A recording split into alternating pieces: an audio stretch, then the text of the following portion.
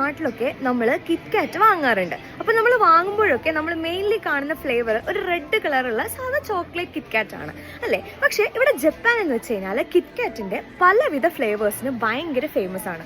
അപ്പോൾ നമുക്ക് കുറച്ച് കിറ്റ്കാറ്റ് കണ്ടു നോക്കാം. ജപ്പാൻകാർക്ക് ഇതൊരു സാധാരണ ചോക്ലേറ്റ് ബാർ മാത്രമല്ല കേട്ടോ. കിറ്റ്കാറ്റ് എന്നത് ജാപ്പനീസ് സംസ്കാരത്തിൻ്റെ തന്നെ ഭാഗമായി മാറിക്കഴിഞ്ഞു എന്നുള്ളതാണ് സത്യം.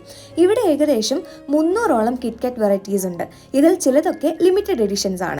ജാപ്പനീസിൽ കിറ്റു കാറ്റ്സു അഥവാ നീ വിജയിക്കും എന്ന ഫ്രേസിനോട് കിറ്റ്കാറ്റിൻ്റെ പേരിന് സാമ്യമുള്ളത് കൊണ്ട് കുട്ടികൾക്കൊക്കെ എക്സാം ടൈമിലെല്ലാം ഗുഡ് ലക്ക് മെസ്സേജസ് എഴുതി കിറ്റ്കാറ്റ് സമ്മാനിക്കാറുണ്ട്. Green tea, strawberry, orange, melon, sweet potato, apple, soy sauce എന്ന് തുടങ്ങി ജാപ്പനീസ് ആൽക്കഹോളിക് ഡ്രിങ്കായ സാക്കെയുടെ ഫ്ലേവറിൽ പോലും നമുക്കിവിടെ കിറ്റ്കാറ്റ് ലഭിക്കും.